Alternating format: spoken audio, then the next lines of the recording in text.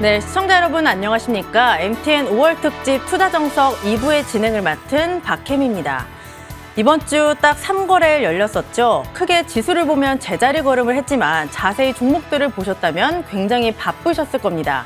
그리고 FOMC 있었고 졸츠 보고서 나왔고 기업들의 실적 발표도 쏟아졌죠. 또 장중의 뉴스에 따라서 정말 일희일비하는 종목들과 섹터의 파도 타는 움직임들이 특징이었습니다. 또 장 초반에 좋았다고 해서 끝까지 안심할 수도 없는 그런 장이었는데요. 그렇기 때문에 짧고 굵었지만 개인들이 대응하기 정말 어려운 난이도 높은 시장이 펼쳐지기도 했습니다. 이제 5월 둘째 주가 내일부터 다시 시작이 됩니다. 시장이 우리에게 보내는 신호는 무엇일지 그 시그널들 저희와 1시간 함께 하시면서 함께 해석해 보시죠.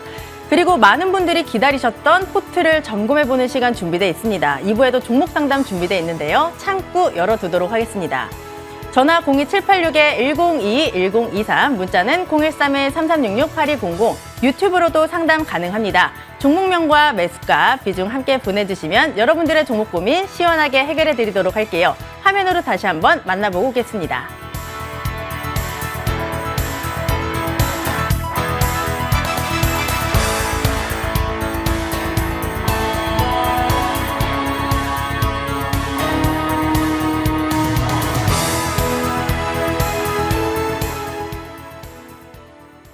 네, 이제 본격적으로 2부를 시작해 보도록 하겠습니다. 평소에는 따뜻하지만 시장은 정말 냉철하게 보는 두 분과 함께 하도록 할 텐데요. 주식명가 MTNW 대표 어드바이저, 좋은 정보 어드바이저, 송필호 어드바이저와 함께 합니다. 위원님들 안녕하세요. 네, 안녕하세요. 네, 저희 안녕하세요. 위원님 두 분과 함께 하는 건 제가 처음인데 또 네. 그림이 괜찮네요. 괜찮아요. 네, 우리 좋은 정보 위원님과는 제가 또 화상으로도 몇 번 방송을 네. 해봤었는데 정말 재미있었거든요. 네. 네, 오늘도 잘 부탁드리고요. 네, 우리 송필호 위원님과는 제가 여기 처음 왔을 때 또 점상 주식에서 함께 호흡을 네. 맞춰봤었는데 네. 오늘도 또 잘 부탁드리도록 하겠습니다. 제가 잘 부탁드리겠습니다. 네, 두 분과 시장 분석을 조금 해보도록 하겠습니다. 지수보다는 종목에 집중을 해야 된다 이런 얘기가 굉장히 많이 들리고 있습니다. 이에 따라 숲보다는 나무를 봐야 된다 이런 점에 초점을 맞춰봐야 될지 궁금하고요. 또 1분기의 주인공은 누가 뭐라 해도 2차 전지였습니다. 2차 전지가 계속 갈 수 있을지 아니면 시장에 새로운 강자가 등장할지도 굉장히 궁금한데요. 먼저 우리 좋은 정보 위원님과 시장 분석해보도록 하겠습니다. 네. 위원님, 네. 시장이 앞으로 어떻게 움직일지 그리고 내일장이 어떨지 저는 좀 궁금하거든요. 좀 궁금한 게 많죠. 네. 자세하게 분석해 주세요. 네, 일단 뭐 잘 아시겠지만 4월 중순 이후부터 시장이 상당히 변동성이 커서 아마 시청자들 힘들지 않으셨나 그런 생각이 듭니다. 근데 결론부터 말씀드리면 이제는 괜찮을 것 같다라는 생각이 들어요. 일단 오늘 제가 시장 분석을 매크로한 관점 또는 마이크로한 관점 이렇게 두 개 나누어서 한번 제시해 드릴 텐데요. 일단 매크로한 관점은 크게 흐름을 봤을 때 이런 게 지금 상존을 합니다. 뭐냐면은 잘 아시겠지만 이제 미국에서 FOMC에서 이번에 기준금리를 25bp 인상을 했잖아요. 그러면서 저는 이제 금리는 거의 정점에 도달했다. 이제 피크아웃에 이제 임박했다 그런 생각이 들고요. 그렇다고 해서 금리를 바로 내리냐 그건 아닐 겁니다. 왜 그러냐면 미국 금리가 0.25% 그 제로 금리에 가까운 그 유지했던 게 1년 10개월이에요. 그래서 금리는 이렇게 플렉시블하게 움직이는 게 아니거든요. 그래서 좀 일정 기간 시간이 지나면서 금리가 내릴 거예요. 그래서 일단은 금리가 피크아웃 됐다는 그런 거 하나 이제 호재죠. 또 하나는 뭐가 있냐면 최근에 기업들 실적이 썩 좋지 않고 그다음에 GDP 성장률 이런 것도 썩 좋지는 않거든요. 그러면 이것이 뭐냐면 하나는 경기 둔화에 대한 우려가 있어요. 그거의 해금이라가 이루어질 겁니다. 그러니까 아까 말씀드린 이제 피크아웃 되면은 그게 주식시장의 긍정적인 역할이고 그다음에 또 경기 둔화는 좀 부정적인 요인인데 그 흰기류가 일어나는 가운데서 저는 오히려 금리 피크아웃 효과가 더 크지 않을까 그런 생각이 듭니다. 그런 시그널이 일단 금요일 날 우리가 연휴 쉴 때 있잖아요. 미국 나스닥을 중심으로서 그런 시그널이 나타나고 있다. 이렇게 말씀드릴 수 있겠고요. 그렇다 해서 아까 해외 앵커께서 말씀하셨지만은 지수가 급격하게 올라가느냐 그건 아닐 거예요. 그건 왜냐하면 이미 1분기에 1월부터 4월까지 코스닥 같은 경우는 40% 가까이 지수가 올랐거든요. 그러면은 이제 그 탄력은 둔화되는 거죠. 그래서 뭐 지수가 이렇게 급하게 움직이진 않고 탄력이 둔화되면서 여전히 종목 장세가 이어질 것이다. 그러면 우리의 전략은 어떤 거냐? 중소형주에 대해서 이제는 단기 매매가 여전히 유효하다. 특히 저는 아까 우리 해명께서 정확하게 지적을 하셨는데 당장 내일이 궁금하다고 그랬잖아요. 근데 내일 또 괜찮을 것 같아요. 아, 그래요? 그러면 그 한번 자리를 네. 차트를 보면 설명드릴까요? 모든 것들 있잖아요. 우리가 지나간 다음에 이제 복귀해서 알게 되는데 먼저 그 지표를 알리는 시그널이 바로 기술적인 분석입니다. 그래서 저는 우리 시청자 여러분들께, 개인 투자자분들께 제가 주식 30년 넘게 했거든요. 근데 기술적 분석 거의 속이지가 않더라고요. 옆에 우리 송필호 의원님께서도 그쪽에서 대가시니까 네. 일단 설명 잘 해주실 거예요. 그래서 일단 기술적 분석을 보시게 되면 이 코스피입니다. 자, 여기서 보세요. 이미 이제 1월 달부터 상승이 많이 일어났죠. 일어난 다음에 이제 또 이제 3월 달부터 이렇게 올라갔거든요. 4월 달부터는 이게 정점이 됐어요.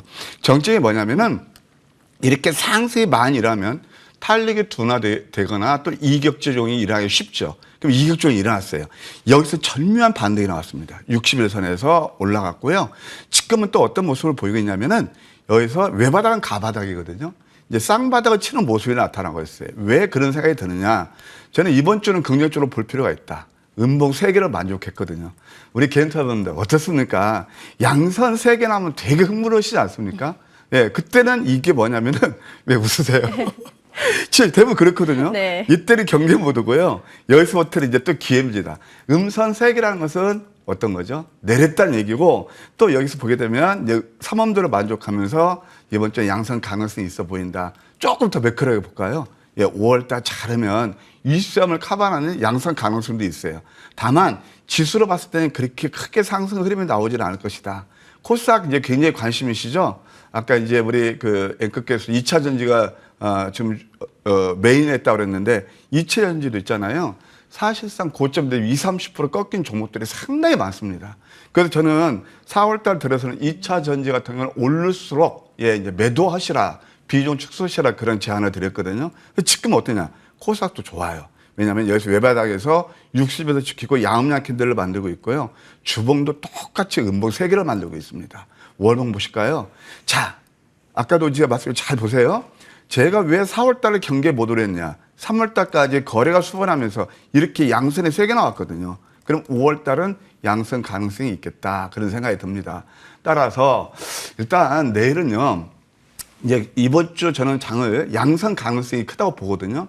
그래서 내일부터는 우리가 조금 더 그동안 많이 힘드신 마음을 가라앉히시고 이제 치유하시면서 좀 적극적으로 시장에 가담하셔도 되지 않겠는가 그런 생각이 들어요. 그래서 시장에 대해서는 이제는 어느 정도 조금 어려운 구간을 지나고 있지 않나 그렇게 요약해 드릴 수 있겠네요. 네, 우리 위원님께서는 지수보다는 종목을 보자라고 하셨고요. 단기 매매를 하고 중소형주 위주로 접근을 하자라는 전략까지 주셨습니다. 그리고 가장 중요한 이번 주 긍정적으로 봐도 좋다라고 하셨는데요. 제가 위원님 말씀하시는 거 들으면서 계속 웃었던 게 그냥 기분이 좋아서 웃었습니다. 이번 주가 좋다라고 해서 웃었는데 또 내일을 기대해 보도록 하고요. 이번에는 우리 송필호 위원님과 시장 분석 해보도록 하겠습니다. 우리 좋은정보 위원님이 우리 위원님 시장 분석의 대가라고 하셨거든요. 네. 또 부담을 좀 팍팍 드리도록 할게요. 그리고 아까 말씀드렸던 것처럼 내일장이 정말 오랜만에 열리는데 네. 미국장이 5개월 만에 반등을 해서 네. 내일 또 기대를 해봐도 좋지 않을까라는 생각이 듭니다. 내일장은 어떨 것 같고 그리고 길게 봤을 때 어떨 것 같은지 자세하게 분석 좀 해주세요. 이제 내일장은 좀 네. 당연히 오를 가능성이 있어 보이는데요. 제가 이제 하반기장을 잠깐 이야기를 해드리면요. 우리 국내 시장은 연초에 글로벌 시장 비해서 상당히 높은 상승률을 기록을 했습니다. 그래서 저는 5월, 6월은 시장이 약간 조정 국면이 좀 이어지지 않을까 좀 그런 생각을 하고 있습니다. 특히 최근에 이제 연준이 이제 통화정책 회의가 끝났죠. 그런데 최근에 연준의 그 통화정책을 보면은 약간 딜레마에 빠져 있지 않냐 그렇게 생각을 합니다. 지금 미국을 보면요. 미국이 지금 경기 침체 우려감이 있고 그다음에 지역은행들의 신용 리스크가 계속 존재를 하고 있기 때문에 연준은 이것을 보면은 금리를 인하를 해야 됩니다. 그런데 최근에 보면 미국의 물가가 고물가가 계속되고 있고 고용 시장이 호조세로 보이고 있기 때문에 또 한편으로는 또 금리를 인상을 해야 된다고 생각을 가지고 있습니다. 이와 같이 연준이 지금 통화 정책에 대해서 방향성을 잡지 못하고 있기 때문에 제가 보면은 미국 증시가 당분간 좀 기간 조정이 이어지면은 국내 증시도 좀 기간 조정이 이어지지 않을까 좀 그런 생각을 하고 있고요. 저는 증시가 이제 7월부터는 엄청 좋은 장세가 좀 전개되지 않을까 그렇게 생각을 합니다. 특히 우리나라 대표 기업을 할 수 있는 이제 반도체 기업들이 2분기 실적이 바닥을 찍고 제가 보면 3분기부터 실적이 본격적으로 개선될 것으로 예상이 되고 있습니다. 이와 같이 반도체 기업들이 실적이 좋아지면서 우리 시장을 이끌 경우는 우리 지수가 좀 상당히 강한 장세가 연출되지 않을까 그렇게 생각을 합니다. 그다음에 우리가 어떻게 그 시장을 대응을 해야 되냐 이야기를 좀 해드리면요. 좀 중기적으로는 보면은 실적이 우량한 성장주 중심으로 좀 접근하는 투자 전략이 좋아 보이고요.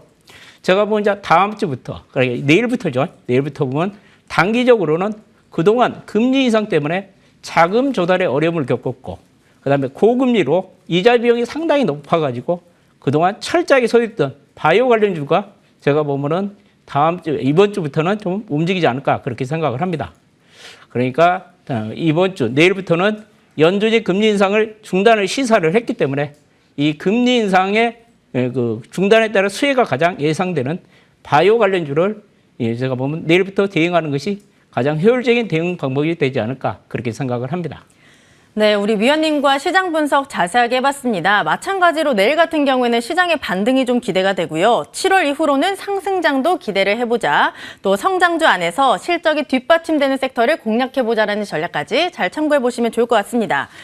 두 분과 자세하게 시장 분석을 해봤고요. 크게 숲을 봤으니까 조금 줄여보도록 하겠습니다. 우리 두 분이 어떤 섹터에 관심을 갖고 계신지 굉장히 궁금한데 먼저 좋은 정보 위원님께 여쭤보도록 할게요. 네. 저희가 계속 방송을 할 때 우리 위원님이 몇 가지 섹터를 계속 집중하자라고 하셨거든요. 네. 혹시 제가 생각하는 그 섹터가 맞는지 궁금한데 바로 공개해 주세요.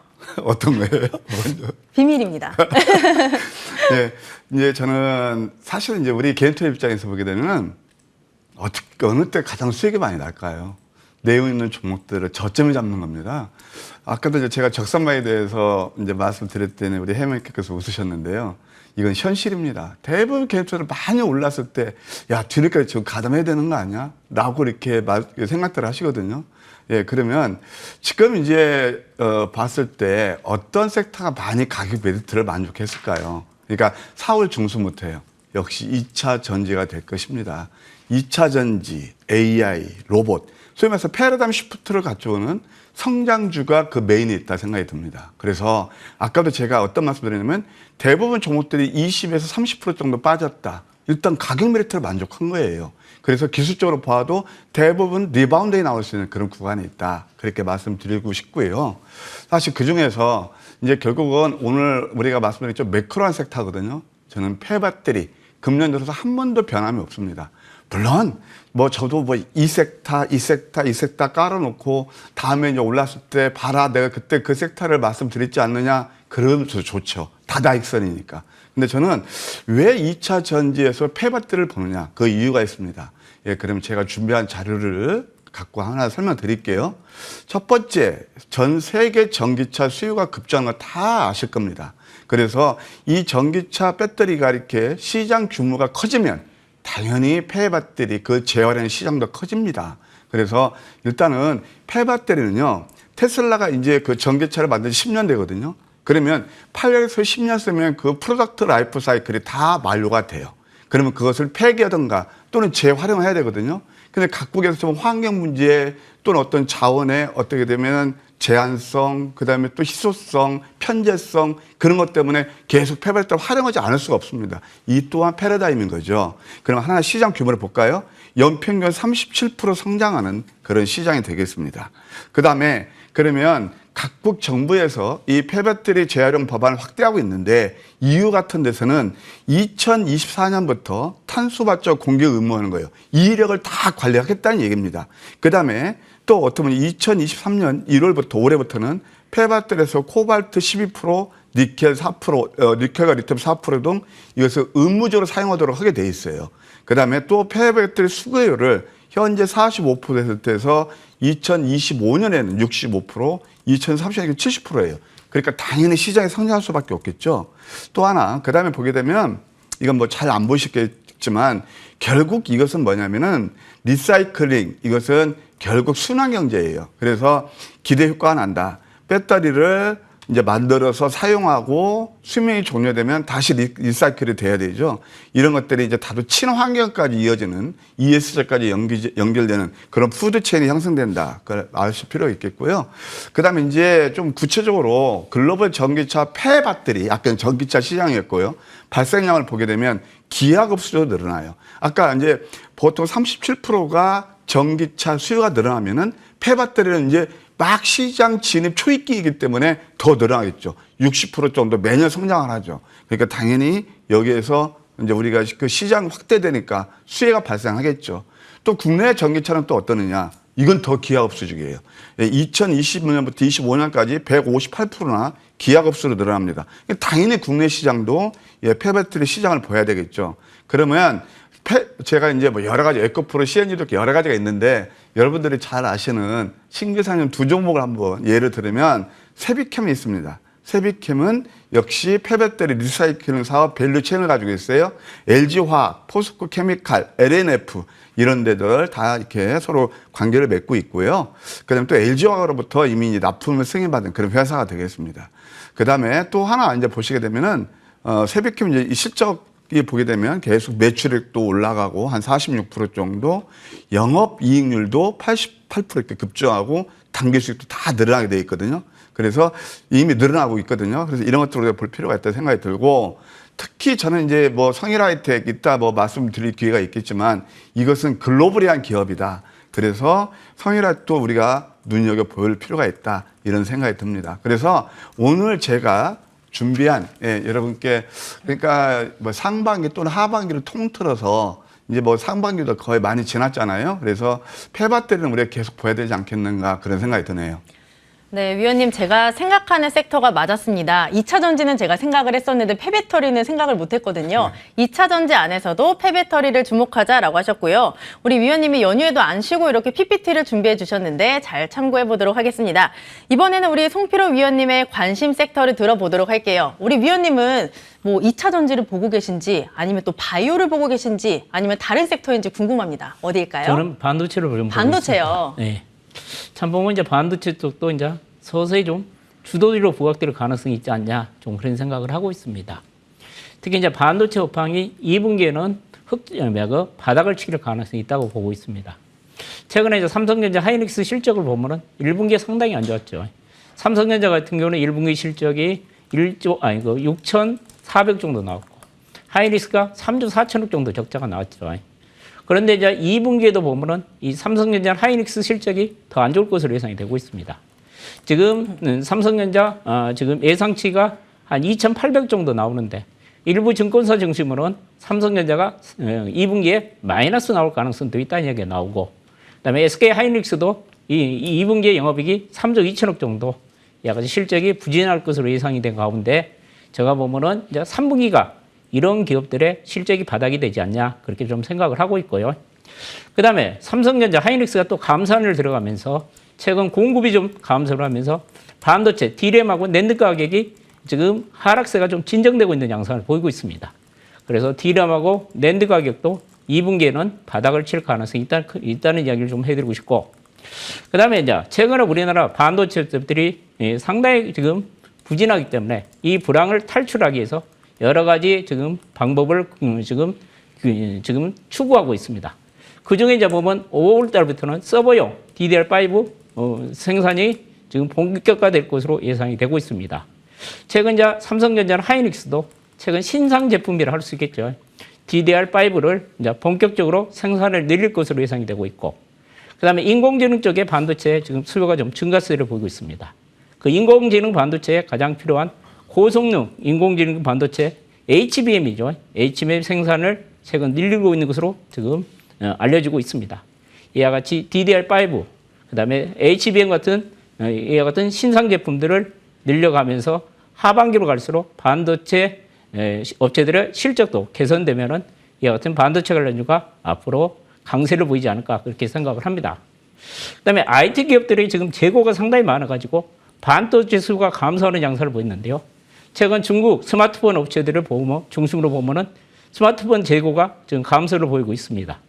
그러면 스마트폰을 제조하기 위해서 신규 반도체 주문이 늘어날 것으로 예상이 되고 있고, 그다음에 빅테크, 미국의 빅테크 기업들도 최근에 경기 침체 우려감 때문에 이쪽에 서버 쪽에 투자를 좀 줄여왔는데 하반기로 갈수록 이제 새로운 신상 제품인 DDR5 고성 서버 DRAM 수요가 하반기로서 늘어가면은 반도체 관련주들이 실적이 좋아지면서 시장에 주도주로 부각될 가능성이 크지 않냐 그렇게 생각을 합니다.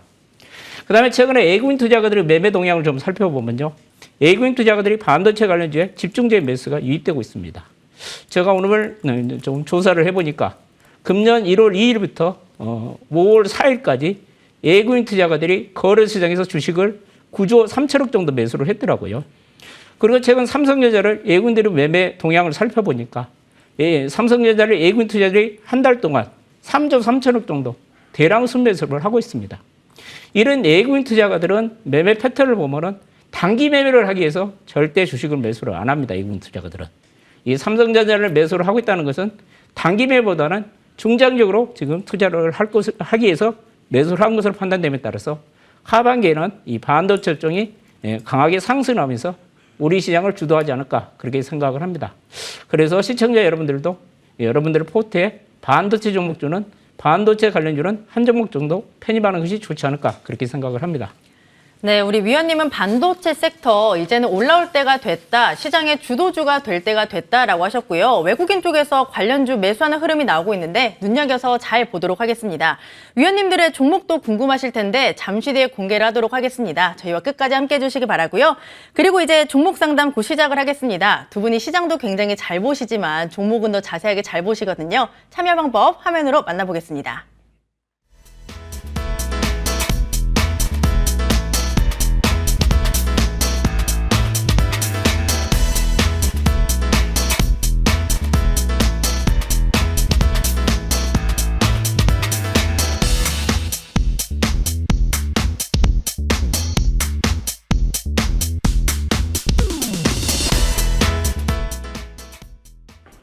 네, 그렇다면 종목 상담 바로 시작해 보도록 하겠습니다. 첫 번째 상담은 전화로 진행을 해보도록 할게요. 네, 시청자님 안녕하세요. 네, 안녕하세요. 네, 안녕하세요. 반갑습니다. 네, 반갑습니다. 네, 우리 시청자님 어떤 종목이 궁금하세요? 포스코 퓨처엠이요. 포스코 퓨처의 매수가는요? 네네.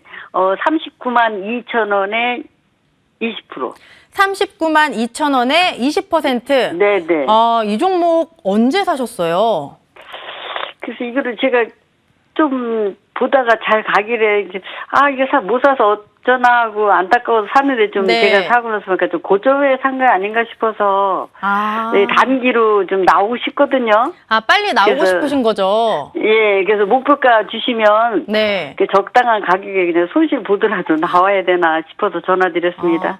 그러면 뭐 손절도 고려를 하고 계시고 뭐 네네, 추가 매수도 네네. 가능하신 거죠? 네네네. 네, 그러면 뭐 기간 같은 거는 정해놓으신 건 없으세요?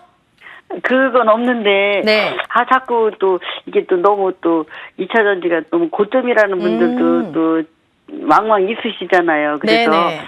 또 들고 있으면 또 한없이 또 빠지면 어쩌나 싶어가지고 조금 덜 손실을 보고라도 나와야 되나 싶어서 연락드렸습니다. 아이고, 걱정이 크시겠어요. 네. 제가 빨리 여쭤봐 네네. 드릴게요. 잠시만 네, 기다려주세요. 감사합니다. 네. 네. 네, 우리 좋은정보위원님, 네. 이 포스코 퓨처엠 매수하셨는데 너무 고점에 산 거 아닐까라는 걱정을 하고 계시고 네. 너무 좀 짜증이 나셔서 지금 빨리 빠져나오고 싶으시다고 하셨는데 뭐 기간 같은 거는 아직 뭐 제한은 없으시대요. 뭐 손절도 고려하고 계시고 추가 매수도 고려를 하고 계시고 매도가만 잡아주시면 될 것 같아요, 위원님. 근데 좀 자세하게 봐주시면 더 감사할 것 같아요. 네, 일단 시청자님하고 인사 좀 해야 되겠어요. 시청자님 안녕하세요. 네, 대표님 어떻게 팬입니다. 이렇게 잘 만났네요. 예, 반갑습니다. 네, 방송에 도움 많이 받고 있습니다. 아유, 감사합니다. 예, 네. 더 열심히 할게요. 네, 근데 감사합니다. 우리 시청자님 제가 전화 받아서 웃었어요. 왜 네. 웃은 줄 아세요? 그러니까 제가 아까 들은 말씀 똑같아요. 39만 원짜리 잡으셨다라면 잘 올라가길래 내가 가지고 네, 있지 않으면 조금 소외되는 거 아닌가라는 생각에서 잡으셨죠. 50만 원 간다 그러길래 예. 참. 이렇게 생각하시는 것도 괜찮아요. 네. 2차 전지를 보실 때는요. 제가 한 네네. 매크로의 큰 관점에서 말씀드릴게요. 대장이 뭐죠? 에코프로예요. 근데 그렇죠. 에코프로가요. 1,500원짜리가 82만 원 갔어요. 네네. 그러면 그게 100만 원 가면 82만 원 몇 프로 더 수익 날 수 있을까요? 크지 않죠. 그러니까 뭐냐면은 주가라는 것이 있잖아요. 항상 네. 시장에서 많이 회자가 되고 545배 오른 게 얼마나 더 오르겠냐는 얘기예요. 근데 그게 대장이니까 그걸 보면은 우리가 2차 전지를 어떤 관점으로 봐야 되는지 답이 나옵니다. 그래서 이제 그건 이제 큰 흐름에서 말씀드리는 거고요. 투자의 네네. 팁으로 그냥 삼으시면 될 것 같고, 왜 제가 웃으냐면은 우리 그 시장 사신 게 한 적산당 네. 나오고 하면 그때쯤 사셨을 것 같아요. 맞죠? 뭐 50만 원 네네네네. 간다고도 하고. 네. 예. 아, 방송에서 하도 네, 그런데요. 지금 매수가에서 좀 내리겠어 좀 속을 상하시지만 대부분 종목들이 지금 뭐 2차 전지뿐만이 아니고 이 지금 조정장에서 20-30% 빠진 거예요. 그러면 네. 어디에서 좀 심리적으로 위안을 삼으셨으면 하냐면은 고점 대비 사신 거에서 한 15% 정도밖에 안 빠졌어요. 그죠? 네네. 그래 너무 걱정하지 않으셔도 될 것 같고, 제가 아까 어떤 말씀을 드리냐면 테슬라도 5.5% 올랐거든요. 금요일 날. 네. 2차 전지도 테슬라의 후광 효과도 있을 거고요. 그동안 많이 내려서 이제 리바운드 좀 뭐 어려울지 모르겠지만 반등이 나올 수 있다는 그런 구간입니다. 아시겠죠? 아, 네네. 예, 그래서 너무 걱정하실 필요 없고 한번 기술적으로 볼까요? 네네네. 제가 하나만 알려드릴게요. 네. HTS는 보실 줄 아시죠? HTS. 못 보셔도 상관없습니다. 근데 이게 뭐냐면 항상 주식할 때 경계 모드로 가는 게 바로 이럴 때예요. 삼성전자가 96,000원대 바로 이때였거든요. 빨간색에서 매수하시는 게 아니에요. 아무리 내가 사고 싶어도 거기서 절제를 하셔야 되는 거예요. 여기서 이제 빨간색이니까 누르죠? 아까 제가 기술적 분석이 이렇게 중요하다고 말씀드렸잖아요. 그럼 지금은 어디냐? 여기서 바닥은 저 서서히 올라갈 가능성도 있어요. 근데 이게 사실 애매한 구간이긴 한데 테슬라 올랐기 21선을 대표님 또 금요일 목요일인가 21선을 깨서 약간 불안하더라고요. 제가 좋은 질문 하셨어요. 그럼 차트 보실 줄 아시네요. 그게 뭐냐면은 이게 추세를 깨는 게 뭐냐면은 보통 개인 투자는 거기에 속아요. 캔들 하나로 해서 20에서 순간 깨거든요. 근데 추세를 깨느냐 안 깨느냐 뭐냐면 뭐 추세선도 여러 가지가 있는데 이평선 모양을 보시면 돼요. 자, 캔들은 20에서 살짝 깼어. 맞아요. 사모님 말씀이. 근데 여기서 보면 이평선은 아직 데드 크로스가 아니에요. 아시겠죠? 그러니까 이평선의 밀집에서 윗방이 됐든 아랫방이 됐든 방향이 확인이 될 거예요. 근데 저는 글쎄 음선 하나서 나올 수도 있긴 있는데 윗방의 가능성이 있어요. 그러면 우리 시장에 빨리 팔고 나오시고 싶다 했잖아요. 39만 원 언제까지 줄 겁니다.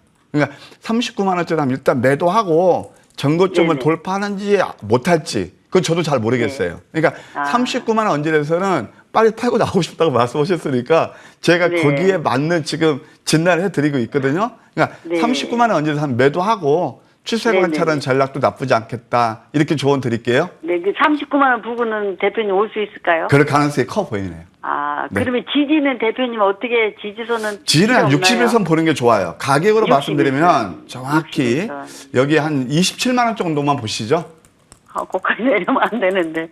거기까지는 안 가기를 바랍니다. 예. 네네네. 네, 감사합니다. 네, 감사합니다, 대표님. 네, 성공 투자하세요. 네, 우리 시청자님 39만 원 언저리까지 오면은 정리를 하시고요. 27만 원에서는 리스크 관리를 하셔야 될 것 같습니다. 뭐 충분히 만회하실 수 있으니까 힘내시길 바랄게요. 네, 그다음 전화 상담 바로 진행을 해보도록 하겠습니다. 네, 시청자님 안녕하세요. 네, 안녕하세요. 네, 안녕하세요. 네, 우리 시청자님 어떤 종목이 궁금하세요? 포스코 DX. 포스코 DX요. 매수가는요? 네? 매수가요. 매수가가 11,509원이요. 11,509원. 비중은요? 네. 30%입니다. 30%. 우리 네. 시청자님 지금 수익을 좀 보고 계신 거죠? 네. 네, 근데 목소리 왜 이렇게 기운이 없으세요? 예. 네, 지금 수익 구간이신데 어떤 점이 가장 궁금하세요? 먼저 번에 그 19,400원 갈 때까지. 네. 그때 매수를 못했어요, 매도를. 매도를 왜 못 하셨어요? 그때 그걸 그때 종목을 네. 매일 쳐다볼 수가 없고 일을 해서. 네, 못 쳐다봤는데. 네. 오늘 보니까 그렇게 올랐다가 떨어지더라고요. 그래서 이제 뒤로 이제 매도를 못했지요. 그리고 지금까지 가져가고 있거든요. 네, 고점에서 매도를 못 하셨고 확인해 보니까 쭉 밀리고 있다라고 하셨는데 그래도 일단 수익을 좀 보고 계시거든요. 최근에 고점 찍고 내리막길을 걷고 있는데 저희가 빨리 봐드리도록 할게요. 네. 네, 우리 송필호 어드바이저님. 이 종목 사실 고점에서 파셨어야 되는데 놓치셨대요. 그래도 지금은 수익을 보고 계신데 어떻게 네. 해야 될지 좀 자세하게 부탁드려요. 네, 반갑습니다. 송필호입니다. 네, 안녕하십니까. 네, 이 종목에 대해서는 좀 잘 아시고 계시죠? 아니요, 잘 몰라요. 이 종목 몰라요? 예, 사고 나서 이제 좀 공부 좀 사실 이 종목이 알긴 하는데. 이 종목이 이제 포스코 그룹주인데요. 작년까지만 해도 얘가 좀 애물단지였거든요. 그런데 보면은 최근에 이제 구조조정을 강력하게 좀 실시를 했어요. 그러면서 이제 금년부터 실적이 좀 크게 개선되고 있죠. 스마트 팩토리, 그다음에 공장 자동화, 그다음에 산업용 로봇 쪽에 사업을 하면서 최근에 이제 이 종목 같은 것은 이제 포스코 그룹주들이 다 오르면서 후발주로 좀 상승을 했죠. 그러면서 최근 시장이 전반적으로 조정받고 또 포스코 그룹들이 많이 올랐기 때문에 이 종목도 좀 조정이 나오고 있는 것 같은 생각이 드는데요. 제가 보면 이제 한 가지 팁을 드린다면요. 주가란 것이 이제 이렇게 많이 오르면 항상 조정을 받게 돼 있습니다. 이 종목 같은 것이 이제 6,000원에서 18,000원까지 해서 한 3배 정도 올랐다가 주가가 좀 빠지고 있죠. 이렇게 큰 시세가 난 종목이 다시 한번 시세가 나기는 최소한 제가 보면은 한 6개월에서 1년 이상 걸리는 것 같은 생각이 들더라고요. 근데 이 종목은 이제 최근에 좀 단기 많이 빠졌기 때문에 지금 21일 이동평선이 강력한 지지선 역할을 하고 있는 것 같은 생각이 듭니다. 그래서 이제 한번 반등이 한번 나올 것을 가능성이 커 보이기는 보이는데요. 제가 한번 전고점 돌파는 상당히 어려울 것 같은 생각이 들고 이번에 반등이 나오면은 한 15,000원 전후 언저리까지 나오지 않을까 좀 그런 생각을 해봅니다. 그러니까 지금 비중이 한 30% 되신 것 같은 생각이 드는데요. 15,000원 전후에 가면은 분할 매도로 서서히 좀 이익을 챙기시는 것이 좋지 않을까 좀 그런 생각을 해봅니다. 네, 우리 시청자님. 이 종목은 15,000원까지 반등이 좀 기대가 되고요. 분할 매도로 수익을 좀 챙겨보시면 좋을 것 같아요. 네, 잘 알겠습니다. 네, 잘 참고하셔서 수익 많이 내고 나오시길 바랄게요. 네네. 네, 감사합니다. 네, 저희가 상담이 굉장히 많이 들어와서 빠르게 좀 진행을 해보도록 하겠습니다. 지금 유튜브 상담이 들어왔어요. 우리 고동님의 종목인데 종목명은 YTN이고요. 매수가는 6,530원의 비중은 10%입니다. 전일 종가가 6,160원, 4월 중순부터 내리막길 걷다가 이제 조금 고개를 들고 있습니다. 지금 매수가 근처까지 다시 올라왔는데 좋은 정보 위원님, 네. YTN 방송국 관련주 이 종목 매수가를 넘어서 수익을 더 볼 수 있을까요? 예, 한때 이제 편파보도 그 논란이 커지면서 아이고. 예, 뭐 이 현 정부에서 이제 뭐 매각하겠다 네, 뭐 그런 맞아요. 얘기가 나왔었죠. 그게 뭐 녹록지 않은 것 같아요. 예, 그래서 이 주가가 이제 한동안 좀 올랐다가 지금 많이 내렸는데요. 한번 차트로 보면서 간략히 설명드릴게요. 자, 뭐 이런 것은 뭐 내용 다 아시기 때문에 일단 이 바닥은 친 것 같은데요. 외바닥이에요. 외바닥이면 항상 가바닥이거든요. 쌍바닥을 칠 가능성이 있고 이 종목은 펀더멘탈 성장성보다는 정부의 정책이 먹혀 들어가느냐 안 먹혀 들어가느냐 그거예요. 근데 지금 현재로 봤을 때는 좀 난망한 것 같아요. 그렇다면 이것은 6,500원에 좀 매수하셨다고 그러니까 여기서 이제 또 좋았잖아요. 미국 시장도 좋고 그럼 반등 나올 때 121선이 대략 6,500원 정도예요. 그러면은 여기서 급격히 나오기는 어려울 것 같아요. 이게 좀 애매한 구간이거든요. 한번 뚫고 내시고요. 6,500원 매수가 근처 오게 되면 그렇게 제가 볼 때는 성장 머물티 큰 것 같지 않아요. 그래서 아까 이제 막 성장주 그런 중심으로 내 접근한 전략도 나쁘지 않겠다. 이렇게 조언 드릴게요. 그러면 위원님 이 종목은 그냥 본전에서 정리를 해야 네. 된다는 말씀이신 거죠? 네. 네, YTN 같은 경우에는 정부 정책에 따라서 좀 봐야 되는 종목이고요. 6,500원 본전에서 정리를 해보고 다른 좋은 종목으로 갈아타보자라는 전략까지 참고해 보시기 바랍니다. 그다음 문자 상담 바로 진행을 해보도록 할게요. 종목명은 하나솔루션, 매수가는 48,000원, 비중이 무려 50%입니다. 전일 종가가 45,750원, 지금 비중이 좀 많으시고 매수가에서 꽤나 많이 멀어져 있습니다. 그런데 이 종목은 좀 길게 보시는 분들이 굉장히 많으시더라고요. 태양광 대장주라고도 할 수 있는데 우리 송필호 위원님께 여쭤보도록 하겠습니다. 하나솔루션, 네. 이 종목을 좀 장기적으로 보고 계신 것 같아요. 장기 투자 괜찮을까요? 라고 문의를 주셨는데요. 좀 길게 보면 수익이 좀 많이 날 수 있을까요? 네, 길게 보면은 좀 길게 봐야 될 것 같은데요. 최근에 이제 하나솔루션의 주가가 급락한 이유부터 간단하게 좀 설명을 해드리겠습니다. 특히 이제 태양광 쪽의 모든 분야는 중국이 한 80에서 90% 시장 점유율을 가지고 있는데요. 최근 중국 시장에서 보면 모듈 가격이나 폴리실리콘 가격이 많이 빠졌습니다. 그렇기 때문에 하나솔루션도 주가가 좀 흘러내리는 양상을 보였고요. 최근에 미국에 있는 그 태양광 관련주 두 종목만 간단히 말씀드리겠습니다. 먼저 인페지 에너지 같은 경우도 최근 실적 발표가 있었죠. 그런데 최근 실적 발표를 하면서 보면은 유럽 쪽에서는 상당히 업황이 좋았는데 미국 쪽에 업황이 안 좋다는 이야기, 실적이 부진하게 나오면서 미국에 상장돼 있는 태양광 관련주 인페이지 에너지가 주가가 좀 빠졌죠. 그다음에 우리나라 대표적인 그 하나솔루션하고 비슷한 미국의 퍼스트솔라도 있습니다. 퍼스트솔라도 주가가 계속 사상 최고치를 경신하다가 최근 실적이 부진하면서 미국 쪽에 태양광 수요가 지금 감소하고 있다는 얘기 때문에 주가가 많이 흘러내리면서 하나솔루션도 최근 주가가 흘러내리는 모습을 보이고 있습니다. 이와 같이 지금 우리 이제 하나솔루션 같은 건 미국 쪽에서 많은 사업을 하고 있는데 지금 미국 쪽에서 태양광 업황이 그렇게 좋지 않다는 소식 때문에 지금 많이 흘러내린 것 같은 생각이 듭니다. 이제는 주가가 어느 정도 많이 흘러내렸기 때문에 좀 바닥권 근처에 오지 않았냐 그렇게 생각을 합니다. 그런데 지금 태양광 업황이 살아나기에는 좀 시간이 걸릴 것 같은 생각이니까 주가도 좀 상승하기는 좀 시간이 걸릴 것 같은 생각이 듭니다. 지금 비중이 한 50% 정도 되는 것 같는데요. 저는 5만 원 정도 오면은 한 반 정도 조정을 그 물량을 축소하고 반 정도만 좀 중장기로 가져가신 것이 어쩔까 그런 생각이 듭니다. 네, 이 종목은 지금 바닥권 근처까지 내려왔지만 반등하기에는 시간이 조금 걸릴 수 있다라고 말씀을 해주셨고요. 5만 원까지 오면 반 정도 물량을 축소하고 반만 중장기적으로 홀딩해 보자라는 전략까지 잘 참고해 보시면 좋을 것 같습니다. 그다음 유튜브 상담 바로 진행을 해보도록 할게요. 아이유님의 종목입니다. TSE 매수가는 37,300원에 비중 20%고요. 전일 종가가 37,250원, 거의 매수가 근처입니다. 다만 주가를 봤을 때 최근에 큰 움직임은 나타나지는 않고 있는데 우리 좋은정보위원님께 여쭤보도록 하겠습니다. TSE 지금 매수가 근처예요. 이 종목 여기에서 좀 덜어내고 다른 종목을 봐야 될지 아니면 반등을 기대를 해볼지 여쭤보겠습니다. 사실 네. 냉정히 보면 상당히 좀 애매한 자리예요. 왜요? 이게. 예. 아까 이제 우리 송필호 위원께서 이제 반도체 좋다 말씀하셨는데 반도체는 사실 명암이 아직도 존재하는 그런 구간인 것 같습니다. 근데 TSE는 뭐냐면은 고성능 반도체 그 테스트 장비 업체거든요.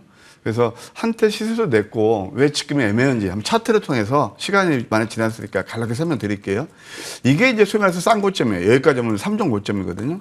그래서 여기서 좀 뚜렷한 어떤 캔들의 변화가 일어나지 않아요. 그러니까 우리가 추세를 딱 이렇게 결정되는 단초가 하나 있거든요. 그 캔들의 모양인데 이게 지금 뚜렷한 캔들의 모양이 나오고 있잖아요. 주봉을 보아도요.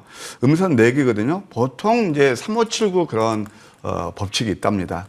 4개 가지고는 안 되고 5개 정도는 만족해야 되는데요. 그게 애매한 구간이라는 거죠.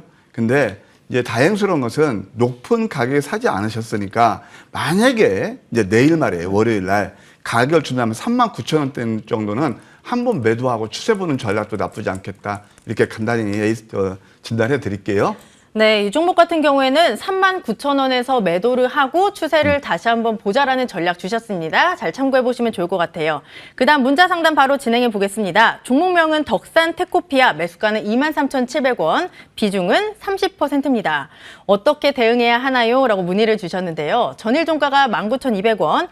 최근에 주가 흐름이 좀 아쉽습니다. 계속 흘러내리면서 2만 원은 이탈이 됐고 비중도 적지는 않으십니다. 추가 매수를 하시기엔 조금 부담스러운 비중인데 우리 송필호 위원님께 여쭤볼게요. 이 종목 비중이 조금 많으셔서 어떻게 해야 될지 좀 모르실 것 같은데 어떻게 해야 될까요? 제가 보면 이제 가장 진입하는 타임이 좀 잘못되어 있지 않았냐 좀 그렇게 생각을 하는데요. 덕산테크피아는 이제 우리가 잘 알듯이 반도체 소재를 하고 그다음에 OLED 소재를 하는 업체죠. 그러면서 최근에 이제 그 2차 전지 첨가제를 만든다는 이유 때문에 2차 전지 관련주로 엮이면서 주가가 급등을 하다가 최근 2차 전지 소재 관련주들이 다 빠지니까 같이 좀 하락을 하고 있지 않냐 좀 그렇게 생각을 합니다. 지금 27,300원 정도면은 상당히 주가를 고점에서 잡으신 것 같은 생각이 드는데요. 제가 보면 지금 매수가까지 상승하기는 좀 시간이 많이 걸릴 것 같은 생각이 듭니다. 이 종목을 이제 장기적으로 투자하신다면 좀 계속 홀딩을 하시는 전략이 좋아 보이지만은 제가 보면 단기적으로는 좀 비중이 30% 정도 꽤 많은 것 같은 생각이 듭니다. 좀 반등이 나오면은 제가 보면 20일 이동평선 정도까지 반등이 한번 나올 가능성도 있어 보이는 것 같은 생각이 듭니다. 한 22,000원 정도 반등이 나오면은 좀 물량을 좀 축소하시고 나머지 한 지금 30% 가지고 있으면 한 10% 정도만 좀 홀딩하는 전략이 좋지 않을까 좀 그렇게 생각을 합니다. 네, 이 종목은 시간이 조금 걸릴 수 있습니다. 22,000원까지 반등이 나오면 물량을 축소하고 10%만 가져가자라는 전략까지 잘 참고해 보시면 좋을 것 같습니다. 그다음 문자 상담 바로 진행해 볼게요. 종목명은 아진산업, 매수가는 3,725원, 비중은 15%입니다. 전일 종가가 3,680원, 지금 매수가에서 조금 내려와 있거든요. 앞자리가 4에서 3으로 바뀐 지가 얼마 안 됐습니다. 우리 좋은정보위원님, 이 종목 다시 앞자리 4 될 수 있을까요? 두고 봐야 되겠습니다. 두고 봐야 돼요? 왜냐하면 네. 지금 이제 잘 아시겠지만 자동차가 네. 1분기에 너무 좋았잖아요. 네. 근데 2분기부터는 그 성장세가 꺾일 가능성이 있어요. 아까 제가 이제 경기 침체 우려도 있고 사실 우리 이제 그 미국 IR 법안 때문에 우리 그 국내 현대차라든가 기아 그 전기차가 미국에서 상당히 가격 기준이 좀 둔화되고 있거든요. 그럼 아진산업도 그에 따라서 영향을 받을 수밖에 없는 그런 회사다. 그런 생각이 들어요. 자동차 부품 회사이기 때문에. 한번 기술적인 자리를 볼까요? 제가 웬만하면 두고 봐야 되는데 안 하는데 사실 이 쌍고점 자리거든요. 그러니까 참 이 쌍고점 자리에서 뚜렷한 모멘텀이 없고 사실 그때 치고 왔으면 이때 치고 왔어야 되는데 못 가고 있거든요. 근데 또 다행히 높은 가격에 사시지 않았으므로 반등 나올 때 한 3,900원대는 매도하시고요. 60여 선까지 이격 정도 생각해 놓으셔야 되거든요. 그러면은 이때 매도해 놓고 전고점을 강하게 돌파하는지 아니면 더 추가 하락하는지 추세 관찰하는 전략이 좋아 보인다. 3,900원대 물량 축소 전략이 좋아 보인다. 이렇게 진단해 드릴게요. 네, 3,900원대에서 물량을 축소해보자라는 전략 잘 참고해 보시기 바라고요. 문자 상담 바로 진행해 보겠습니다. 카카오 게임즈 매수가는 42,000원의 비중은 20%고요. 전일 종가가 39,900원. 사실 게임주들은 판호 얘기가 나오면 들썩이기는 하는데 추세적으로 오르는 게임주들 찾아보기는 쉽지는 않습니다. 우리 송필호 위원님께 여쭤볼게요. 카카오 게임즈, 우리 시청자님 잘 사신 건가요? 1분기 실적이 최근에 네. 좀 발표가 있었죠. 카카오 게임즈도 1분기 실적이 좀 부진하게 나왔죠. 최근 카카오 그룹에 대한 시장에서 이미지도 좀 안 좋은 상태 있죠. 최근 카카오 같은 경우도 모기임 카카오 실적 발표도 봐도 실적이 좀 부진하게 나오면서 최근 영업이익이 분기 1,000억 미만으로 떨어졌죠.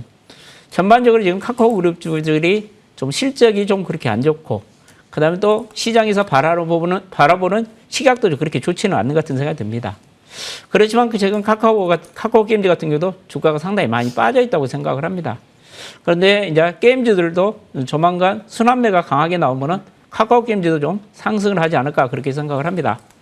제가 보면은 이제 45,000원 정도 오면은 반 정도 매도를 하시고요. 반 정도는 한 5만 원 정도까지 한번 기다려 보시는 게 좀 어쩔까 그렇게 생각을 합니다. 네, 게임주는 순환매가 기대된다라고 하셨고요. 45,000원까지 오면 반 매도하고 반은 5만 원까지 보자라는 전략 주셨습니다. 잘 참고해 보시기 바랄게요. 많은 분들이 문의를 주셨는데 시간 관계상 종목 진단은 여기서 마무리를 지어보도록 하겠습니다. 아까는 두 분의 관심 섹터 들었는데 더 중요한 종목에 대한 이야기 들어보도록 하겠습니다. 내일 장이 열리면 우리는 어떤 종목을 봐야 될지 잠시 뒤에 돌아올게요.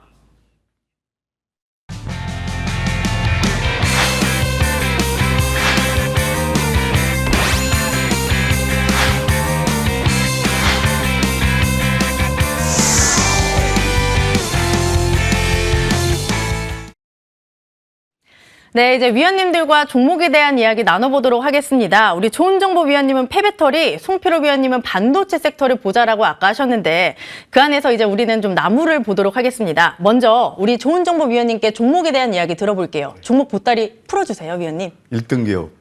네. 바로 성일하이텍입니다. 성일하이텍. 네. 네. 국내에서 1등이고 글로벌 탑5에 들어가는 그런 회사가 되겠습니다. 그리고 또 삼성 SDI에서요. 지분 한 8.8% 가지고 있는 회사가 되겠습니다. 이 회사는 크게 두 개가 있는데요. 하는 사업이 하나는 리사이클링 파크가 있고 또 하나는 뭐냐면 하이드로 센터가 있어요. 리사이클링 파크는 뭐냐면 아까 제가 글로벌리하게 여기저기 공장 거점을 두고 있다고 그랬죠. 바로 그런 폐배터리 그런 사업이고요. 또 하나 하이드로 센터는 배터리 소재를 생산하는 그런 섹터가 되겠습니다. 군산에 1, 2 공장에서 제3공장까지 예정이 되어 있으면 좀 짓고 있죠. 이런 것들이 성장 모임이 될 거다. 자, 기술적으로 보실까요? 저는 개인적으로 이럴 때 되게 좋네요. 내렸을 때 내용 있는 회사들이. 그리고 지난 금요일에 상승을 장악하는 캔들이 나왔어요. 좀 매크로하게 주봉을 보실까요? 이게 음선 3개 다음에 소위 말해서 이제 모닝스타 강세 잉태이 나오고 있거든요. 다이버전스가 나오고 있습니다. 좀 더 월봉을 보실까요? 저는 5월달 이 종목이 양선이 나올지, 지금 양선 나오고 있지만 양선이 얼마만큼 크게 나올지 모르죠. 양선 가능성이 크다고 봅니다. 이게 뭔지 아세요? 바로 황금 맥점차례 넘버 5거든요.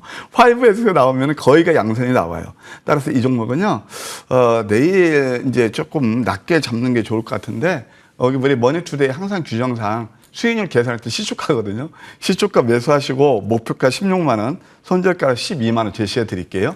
네, 폐배터리 섹터 안에서 1위 기업 성일하이텍을 주셨습니다. 시초가에서 매수해보자. 목표가 16만 원, 손절가 12만 원 잘 참고해보시기 바랍니다. 이번에는 우리 송필호 위원님의 관심 종목 받아보도록 하겠습니다. 과연 반도체 안에서 종목이 있을지 궁금한데요. 위원님 공개해 주세요. 네, 오늘은 FST를 가져왔습니다. 이 종목 같은 경우는 이제 반도체 전공정의 그 온도를 조절하는 칠러를 생산하는 업체고요. 그다음에 이제 포토 공정 마스크를 보호하는 펠리클을 생산하는 업체입니다. 펠리클이 얼마나 중요하냐면요. 그 이야기를 잠깐 해드리면요. 우리가 이제 반도체 공정이 미세화되고 있습니다. 그렇기 때문에 모든 반도체 파운드리 업체들이 이쪽에 이제 노광 공정에 모든 것을 기술력을 집중을 하고 있습니다. 그래서 이제 이쪽 노광 공정 쪽이 앞으로 얼마나 기술력을 발전시키냐에 따라서 반도체 기업들의 회사의 운명이 결정이 됩니다. 그렇기 때문에 삼성전자 같은 경우도 이 EV용 공정에 엄청나게 지금 심혈을 기울이고 있습니다. 그 공정의 대표적인 페라클을, 마스크를 보호할 수 있는 페라클을 생산하는 업체인데요. 특히 EV용 페라클을 내년부터 양산을 할 것으로 예상이 되고 있습니다. 참고로 이제 시청자분들한테 이야기를 해드리면 그 포토 마스크가 지금 개당 한 3억 정도 가고요. 그다음에 EV용 페라클은 한 4천만 원 정도 갑니다. 이 한 개당 그렇게 가격이 비싸기 때문에 만약에 FST가 이것을 내년부터 양산을 한다면은 엄청난 성장을 기대가 되고 있는 종목이라 할 수 있고요. 그다음에 이 회사 같은 경우는 자회사가 이와 같이 포토 마스크하고 그다음 펠리클을 검사할 수 있는 장비까지 지금 만들고 있기 때문에 향후 노광 공정 장비와 부품 쪽에서 시너지 효과가 기대된다는 얘기를 해드리고 싶고요. 그다음에 삼성전자가 이 회사에 지분을 한 7% 정도 투자를 했습니다. 그러면 삼성전자가 그냥 아무 개별의 투자를 절대 하지 않습니다. 그만큼 삼성전자가 이 회사에 대한 페라클 생산 능력을 인정을 했기 때문에 지금 지분 투자를 했다고 생각을 합니다. 앞으로 이 FST 같은 경우는 삼성전자 반도체 성장하고 계속 같이 꾸준한 성장이 이어질 것으로 예상이 되고 있습니다. 차트로 보면 이 종목 같은 경우도 최근 한 달 정도 거의 조정을 받고 있습니다. 최근 SNS텍은 신고가가 나오면서 강하게 상승을 하고 있는데요. FS텍이 최근에 지금 주가가 조정을 받았기 때문에 참 매수하기 좋은 타임이지 않냐 그렇게 생각을 합니다. 앞으로 주가가 SNS텍을 따라갈 가능성이 크기 때문에 FST 같은 경우부터 제가 보면 내일 만약에 밀리면은 좀 매수를 해가지고 중장기로 접근하면은 분명히 좋은 결과가 있지 않을까 그렇게 생각을 합니다. 그럼 가격 전략을 좀 이야기를 해드리면요. 손절라인은 19,000원 정도. 목표가는 1차적으로 27,000원 정도 보시고 접근하시면 좋지 않을까 그렇게 생각을 합니다. 네, 반도체 안에서 종목은 FST 주셨습니다. 내일 시초가에 매수해보자. 목표가는 27,000원, 손절가 19,000원 잘 참고해보시기 바랍니다. 두 분의 관심주 화면으로 다시 한번 정리하고 올게요.